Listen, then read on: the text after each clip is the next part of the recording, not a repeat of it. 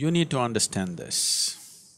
What you call as myself right now is a huge volume of memory.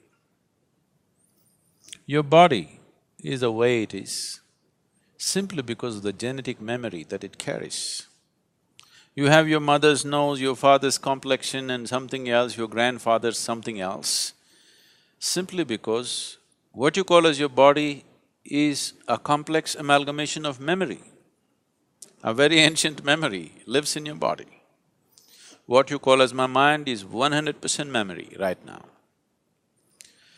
So you are a huge heap of memory in many ways. And memory goes into you in different ways. Through all the five senses, you gather memory.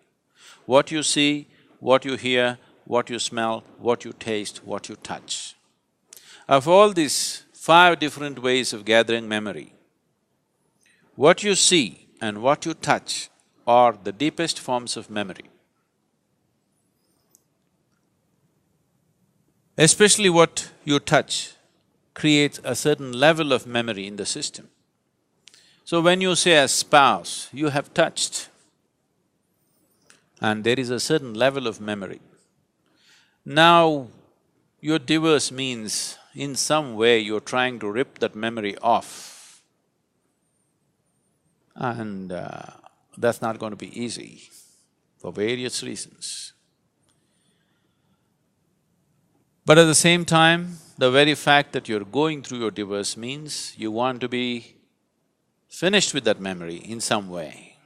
Maybe not erase that memory, but someone who was a spouse, someone who was in many ways a part of your life, slowly, for whatever reason, you have begun to experience them as a baggage that you're unwilling to carry. So, you want to keep the baggage aside, but you find the baggage is not something that you voluntarily carry, it is something that compulsively sticks to you. So when whatever sticks to you compulsively, if you try to rip it off, there will be pain. See if you can get rid of your mother from your system. You will see it's impossible. So similarly, memory has built up about your spouse, you can't just get rid of it just like that. If you do it, even mentally, psychologically, if you're equipped to do it, you will still see the whole system will go through a certain level of suffering invariably. Even if emotionally, psychologically you're in a balanced state that you can deal with it, the system will go through a certain process. You will see that especially when you are taken away from your spouse, either through divorce or death, you will see the memory within your system place up much more strongly when they're not here. Particularly when death happens, you will see the memory of your spouse works in every cell in your body, if you have lived long enough together. It is not just an emotional and psychological process, it is a very physical process. So divorce is a voluntary death. You have decided to kill something that is a part of you in some way. It is because of this reason that having this understanding of the existence and the way the system functions, that they always told you, till death do you apart, you will not part.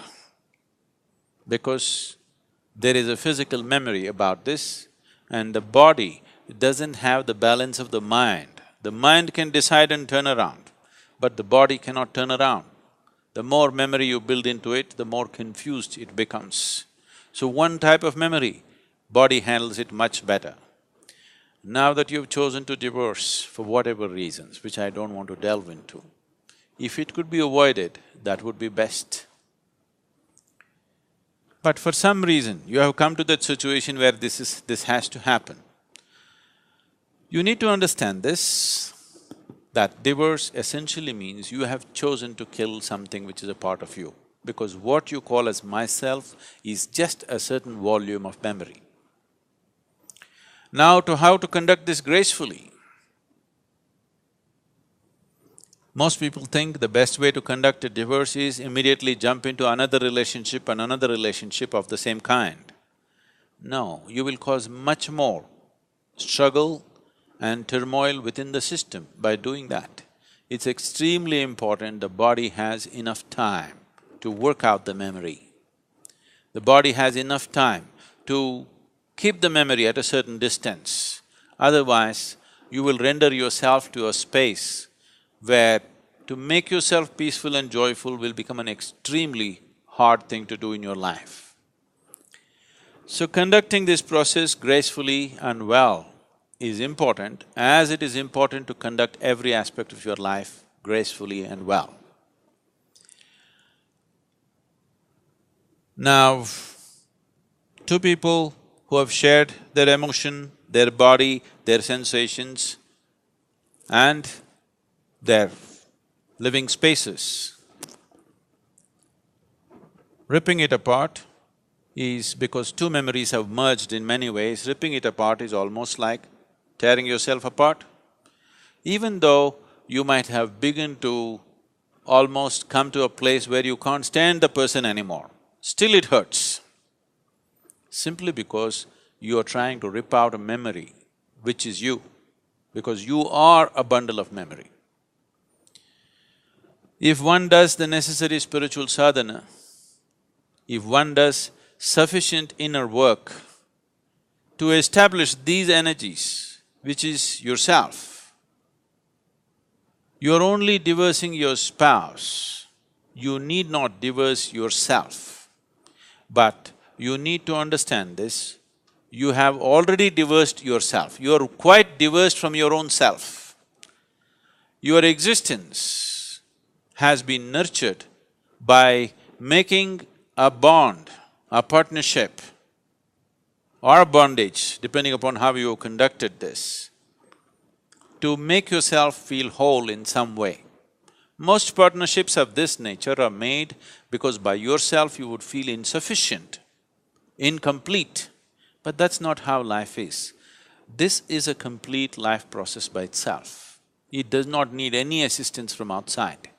So now that you come to such a situation, it is time to turn inward and see.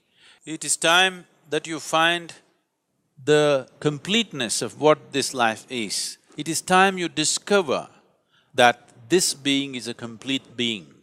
It does not need any external assistance to be the way it is. To conduct our life in a society, we are interdependent, but the fundamental existence of this, the balance of what this is, the space of what this is, the possibility of what this is a complete process by itself. Our interdependence is only according to our external requirements, but our inner existence is complete by itself. You are divorcing your spouse, which is bad enough. Do not divorce yourself from yourself.